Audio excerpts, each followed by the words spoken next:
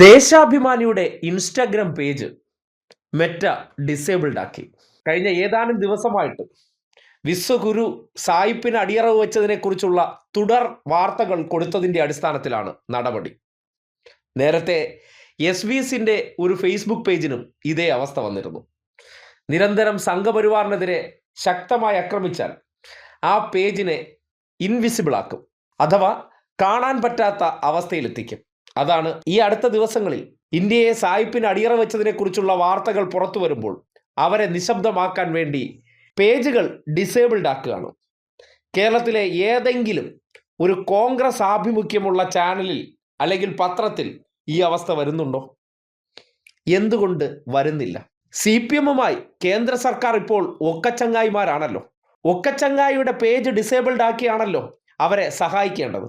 പക്ഷേ ശക്തമായ പ്രതിരോധം തീർക്കുന്ന കോൺഗ്രസ്സുകാരുടെ ഒരു പേജും അവർക്കൊരു പ്രശ്നമേ അല്ല. ആ പേജുകളിലൂടെ ഇത്തരം വാർത്തകളോ അല്ലെങ്കിൽ ഇത്തരം വാർത്തകൾ പോയിട്ട് വിശ്വഗുരുജിയുടെ ഒരു ഫോട്ടോ വെച്ചുകൊണ്ടുള്ള ഒരൊറ്റ പ്രതികരണം നടത്തില്ല. 18 MP-മാരുണ്ട്. ആരുടെയെങ്കിലും ഒരു പേജിൽ ഇതുവരെയെങ്കിലും വിശ്വഗുരുവിൻ്റെ ഫോട്ടോ കയറിയിട്ടുണ്ടോ എന്ന് നിങ്ങൾക്ക് പരിശോധിക്കാവുന്നതാണ്.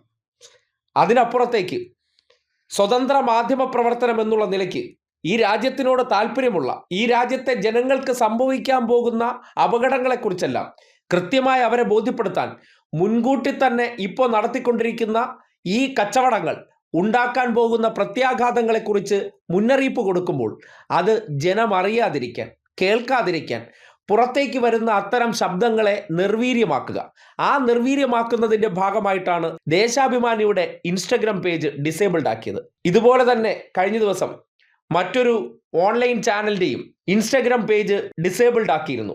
തെരഞ്ഞെടുപ്പ് കാലം എത്തിയപ്പോൾ കേരളത്തിൽ സംഘപരിവാറുകാർ എങ്ങനെയാണ് കാലുറപ്പിക്കാൻ ശ്രമിക്കുന്നത്, വസ്തുതകൾ ജനങ്ങൾ അറിയാതിരിക്കാൻ ഇടതുപക്ഷത്തിൻ്റെ ശബ്ദമായി മാറുന്ന ഇന്നത്തെ കാലഘട്ടത്തിൽ ഇടതുപക്ഷം ജനങ്ങളെ വസ്തുതകൾ ബോധ്യപ്പെടുത്തുന്ന സോഷ്യൽ മീഡിയ ഇടങ്ങൾ അതിനെ നിശബ്ദമാക്കി കഴിഞ്ഞാൽ ഞങ്ങൾക്ക് വ്യാജ പ്രചരണങ്ങൾ യഥേഷ്ടം നടത്താം. വസ്തുതകൾ ഒരിക്കലും ജനങ്ങളിലേക്ക് എത്താതിരിക്കാൻ അത്തരം പേജുകളെ നിർവീര്യമാക്കി കളഞ്ഞാൽ ഞങ്ങൾക്ക് മുന്നോട്ട് പോകാമെന്ന് സംഘപരിവാർ തീരുമാനത്തിലെത്തിയിരിക്കുന്നു. അതിൻ്റെ ഭാഗമായിട്ടാണ് സായിപ്പ് ഡീലിനെ കുറിച്ചുള്ള വാർത്തകൾ വരുന്ന പേജുകൾ അതെല്ലാം പൂട്ടിക്കെട്ടിക്കുന്ന പണി എടുത്തു തുടങ്ങിയിരിക്കുന്നത്. ഒരു കാര്യം മനസ്സിലാക്കുക, ആർക്കു വേണ്ടിയാണ് കേരളത്തിൽ നിലവിൽ സംഘപരിവാർ പണിയെടുക്കുന്നു എന്ന് ചിന്തിക്കുക. കോൺഗ്രസ് വന്നാലും വേണ്ടില്ല, എങ്ങനെയും ഇടതുപക്ഷത്തെ താഴെ ഇറക്കുക.